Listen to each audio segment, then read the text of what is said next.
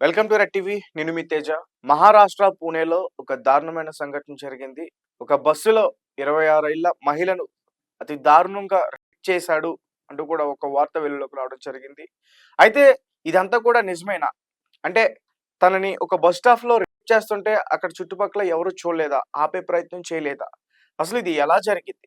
పైగా ఆ నిందితుడి కోసం పోలీసులు ఇప్పటివరకు 13 బృందాలుగా గాలింపు చర్యలు చేస్తున్నారంటూ కూడా ఒక వార్త వెలుగులోకి రావడం జరిగింది. ఒకసారి పూర్తి విషయాలన్నీ కూడా మనం తెలుసుకునే ప్రయత్నం చేద్దాం. సో ఈ సంఘటన వచ్చేసి మహారాష్ట్ర పూణే స్వాగత్‌లో జరిగింది. అమ్మాయి సత్యం జిల్లాలోని పతానికి వెళ్ళాలి బస్సులో. ఎంఎస్ఆర్టీసీ బస్ స్టేషన్‌కి దగ్గరలో ఆమె నిలబడి ఉంది. 25వ తేదీ ఫిబ్రవరి ఎర్లీ మార్నింగ్ 6కి. సో అక్కడికి ఆమె వెయిట్ చేస్తుంది. బస్సు వస్తుంది. బస్సు వచ్చిన తర్వాత బస్సు ఎక్కి ఊరెళ్దాం అని చెప్పేసి ఆమె అనుకుంటుంది. అదే టైంలో ఎవరైతే ఇప్పుడు మనం నిందితుడి గురించి మాట్లాడుకుంటున్నామో ఆ వ్యక్తే ఆ అమ్మాయి దగ్గరికి చేరుకున్నాడు. అక్కడికి వెళ్ళి చాలా చిన్నగా, "అక్క, మీరు చాలా సేపటి నుంచి ఇక్కడ వెయిట్ చేస్తున్నారు. మీరు ఊరు వెళ్ళడానికి ఇక్కడికి బస్సులు రావు. దగ్గరలోనే ఒక డిపో ఉంది. MSRTC depot. సో అక్కడికి మీరు ఊరు వెళ్ళే బస్సు వస్తుంది. మీకు తెలియకపోయి ఉండొచ్చు. నేను తీసుకెళ్తా" అని చెప్పేసి ఈమె నిలబడున్న ఆ బస్ స్టాప్‌కి ఇతను చెప్పిన ఆ డిపో 100 మీటర్ల దూరంలో ఉంది.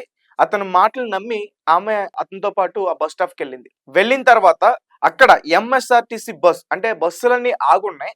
ఆగున్న బస్సులో ఎవరికీ కనిపించకుండా, ఎవరు తనని చూడకుండా మెల్లగా ఆమెను తీసుకొని ఒక బస్సునైతే ఎక్కించాడు. ఎక్కించిన తర్వాత లైట్స్ అన్నీ ఆపేశాడు. మరి ఆ లైట్స్ ముందే ఆన్ చేసున్నాయి. ఎందుకు ఆన్ చేసున్నాయి? ఎవరు లేని బస్సులో ముందు లైట్స్ ఎందుకు ఆన్ చేసున్నాయి? అంటే అక్కడ కండక్టర్లు గాని, డ్రైవర్లు గాని ఎవరు కూడా చూడలేదా? అంటే వాళ్ళ నిర్లక్ష్యం కూడా కనిపిస్తుంది. అంటే వాళ్ళ బస్సునంతా ఫ్రీగా ఎలా వదిలేసారు ఆళ్ళు. తర్వాత ఆ బస్సులోకి తీసుకెళ్ళిన తర్వాత లైట్స్ ఆఫ్ చేశాడు. మరి కాసేపట్లో కండక్టర్ ఇక్కడికొస్తాడు. డ్రైవర్ కూడా వస్తాడు.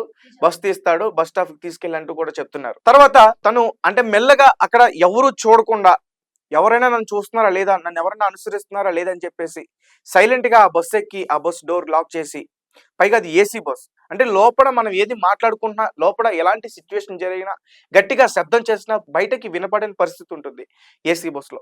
ఆ అమ్మాయి పైన అగత్యానికి పాల్పడ్డాడు. తన పైన అత్యాచారం చేశాడు. తర్వాత అక్కడి నుంచి అతను పారిపోయాడు. తర్వాత అంటే ఒక కూరగాయల బండెక్కి పారిపోయాడని చెప్తున్నారు. బట్ అది ఎంతవరకు వాస్తవం అనేది మాత్రం తెలీదు. ఆ అమ్మాయి వాళ్ళ ఫ్రెండ్‌కి ఫోన్ చేసింది. ఫోన్ చేసి ఆ ఫ్రెండ్ అక్కడికి చేరుకున్నాడు. తర్వాత పోలీస్ స్టేషన్‌కెళ్ళి మొత్తం కూడా కంప్లెయింట్ ఇచ్చారు. పోలీసులు అతని గురించి గాలింపు చర్యలు చేశారు. మొత్తం అక్కడ సీసీటీవీ ఫుటేజ్ అవన్నీ కూడా కలెక్ట్ చేసుకున్నారు. కాకపోతే అంటే ఇక్కడ ఆ అమ్మాయి ఎక్కిన బస్సులో పోలీసులు తర్వాత వెళ్లి చూస్తే కొన్ని వందలాది కాండోమ్స్ దొరికాయి. కొన్ని అమ్మాయిల దుస్తులు దొరికాయి. ముఖ్యంగా దుస్తులు దొరికాయి. సో దాని తర్వాత పోలీసులు షాక్ అయ్యారు. ఒక బస్సులో అది ఎంఎస్ఆర్టీసీ అనే బస్సులో అంటే చాలా మంది తిరిగే అలాంటి బస్సులో అసల కాండోమ్స్ ఉండడం ఏంటి? లోదుస్తులు ఉండడం ఏంటి? చాలా సేపు అసలు ఆశ్చర్యపోయారు. అయితే నిందితుడిని మొత్తానికి పట్టుకోవడానికి చాలా తీవ్రంగా గాలింపు చర్యలు చేశారు. ముఖ్యంగా అతన్ని పట్టుకోవడానికి 13 బృందాల కింద పోలీసులు వీడి అతన్ని పట్టుకోవడానికి ప్రయత్నించారు. అతని కోసం మళ్ళీ స్నైపర్ డాగ్స్‌ని, అలాగే డ్రోన్స్‌ని ఇవన్నిటిని కూడా తీసుకెళ్లారు. అంటే ఇతని ముందు గతంలో చాలా కేసులున్నాయంట.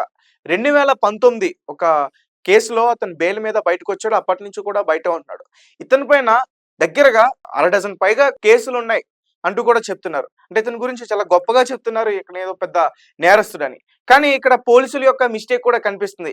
ఎందుకంటే అతని మీద అన్ని కేసులున్నప్పుడు ముందే అతని మీద కఠినంగా చర్యలు తీసుకుంటే ఈరోజు ఒక అమ్మాయి ఇలా అతని చేతిలో బలి అయిపోయి ఉండేది కాదని నాకు అనిపిస్తుంది. అలాగే ఇలాంటి సంఘటనలే మన హైదరాబాద్‌లో కూడా జరిగాయి. గతంలో ఢిల్లీలో కూడా జరిగాయి. మన హైదరాబాద్‌లో 2 చోట్ల జరిగింది. ఒకటి కూకట్పల్లిలో జరిగింది. ఇంకొకటి ఓయూ కాలేజ్ దగ్గరలో జరిగింది. ఇక్కడి నుంచి విజయవాడ వెళ్తున్న బస్సులో. బస్సులో జరిగిందేంటంటే బస్సు క్లీనర్స్, ఈ ప్రైవేట్ బస్సు క్లీనర్స్ ఉంటారు కదా! ఆ క్లీనర్స్ ఎవరైతే ప్రయాణికురాలు ఉన్నారో ఆమె మీద అత్యాచారానికి పాల్పడ్డాడు. అది కదులుతున్న బస్సులో, ఆ బస్సులో దగ్గరగా 40 మంది పైగా జనం ఉన్నారు. అది కూడా ఏసీ బస్సే. అంటే లోపల ఏదైనా శబ్దం జరిగితే బయటికి ఖచ్చితంగా వినిపిస్తుంది. అంటే లోపల ఎవరు లేకపోతే ఖచ్చితంగా ఎవరికీ వినిపించదు ఏసీ బస్సులో. సాధారణంగా మన ఇంట్లో కూడా అంతే. మొత్తం అంతా క్లోజ్‌గా ఉంటుంది. ఎక్కడ కూడా ఎయిర్ బయటికెళ్ళకూడదని చెప్పేసి అంత క్లోజ్డ్‌గా ఉంటుంది. ఈ బస్సులో కూడా అదే పరిస్థితి. మరి ఇక్కడ అంటే ఆ కేసు విషయంలో ఏమైందంటే అమ్మాయి ప్రమేయం లేకుండా, అమ్మాయికి ఇష్టం లేకుండా ఇది జరగలేదని చెప్పేసి కూడా ఒక కేసు జరిగింది. ఇన్వెస్టిగేషన్ చేస్తే మొత్తం పూర్తి విషయాలన్నీ కూడా బయటపడ్డాయి. కావాలనే అమ్మాయి కంప్లైంట్ ఇచ్చిందని తెలుసుకున్నారు.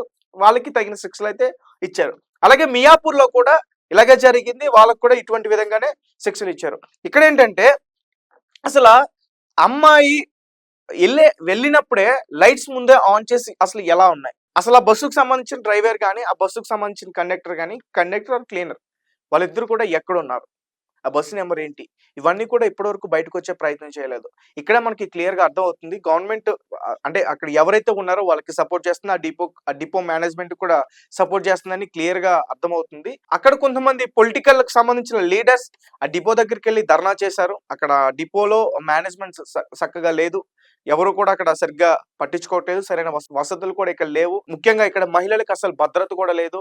ఇష్టం వచ్చినట్టు ఇష్టాచారంగా ఇక్కడ కొంతమంది యువత వచ్చి గంజాయి తాగడం, సిగరెట్లు తాగడం బస్ స్టాప్‌లోని ఇలాంటివి కూడా అన్ని చేస్తారంటూ కూడా అక్కడ వాళ్ళు చెప్పారు.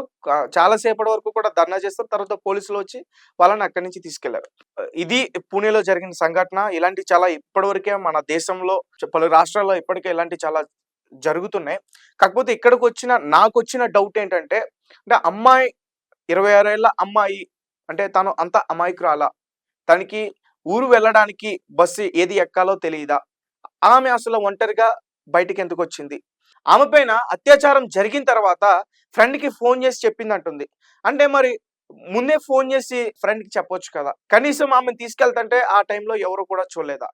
అంటే ఈ సంఘటన జరిగి దాదాపు ఫిబ్రవరి 25 ఎర్లీ మార్నింగ్ 6 గంటలకు జరిగిందనుకుంటున్నారు. ఎర్లీ మార్నింగ్ 6 గంటలకి ఆమె అక్కడుంది. సీసీటీవీలో వచ్చిన టైం ప్రకారం. ఆమె పైన ఈ ఘటన సుమారు 6:40 నిమిషాలకి ఆ టైంలో జరిగుంటుంది. మాక్సిమం ఆ టైంకి అందరూ జనాభా వస్తారు, చూస్తారు. కాకపోతే అంటే ఇతను తీసుకెళ్లడం ఆగి ఉన్న బస్సుల దగ్గరికి తీసుకెళ్ళాడు. ఎవరు లేని ప్లేస్‌కి తీసుకెళ్ళాడంటూ కూడా చెప్తున్నారు. మరి ఇతనికి బస్ కీస్ ఎక్కడియి అసల? బస్ డోర్ ఓపెన్ చేయడానికి కీస్ ఎక్కడున్నాయి? సాధారణంగా ఏసీ బస్ కంటే ఖచ్చితంగా వాళ్ళకి అన్ని లాక్స్ ఉంటాయి. లోపల ఎటువంటి వస్తువులు గాని, ఇవి గాని తీసుకెళ్లకుండా, ఎవరు దొంగిలించకుండా ముందుగానే లాక్ చేసి పెట్టుకుంటారు. మరి ఇతనికి కీస్ ఎక్కడొచ్చాయి? తర్వాత ఇతను కూరగాయల బండెక్కి పారిపోయాడని చెప్తున్నారు. ఇంటికెళ్ళిన తర్వాత డ్రెస్ మార్చుకున్నాడని చెప్తున్నారు. షూ మార్చుకున్నాడని చెప్తున్నారు. తర్వాత తనకి సంబంధించిన ఒక పొలంలోకెళ్ళిపోయి దాక్కున్నాడంటూ కూడా చెప్తున్నారు. మరి ఇతని గురించి ఇంత సమాచారం వచ్చినప్పుడు ఇతన్ని పట్టుకోవడానికి ఎందుకు 3 రోజులు టైం పట్టింది? అసలు ఇతను ముందే దొరికాడా? లేకపోతే 3 రోజుల తర్వాత దొరికాడా? అసలు నిజంగానే ఆమె పైన అత్యాచారం జరిగిందా? లేదా? ఇంకా ఫారెన్సిక్‌కి సంబంధించిన రిపోర్ట్స్ అన్నీ కూడా బయటికి రావాలి. సో, దాని తర్వాత అసలు ఏంటి? ఈ కథ ఏంటి? అనేది మనకి పూర్తిగా తెలుస్తుంది. కాకపోతే ఇదేంటంటే మన దేశవ్యాప్తంగా చాలా సెన్సేషనల్ అయిన న్యూస్. ఇంతకుముందు ఇలాంటి సంఘటనలు జరిగాయి. కానీ అమ్మాయిల ఇష్టం లేకుండా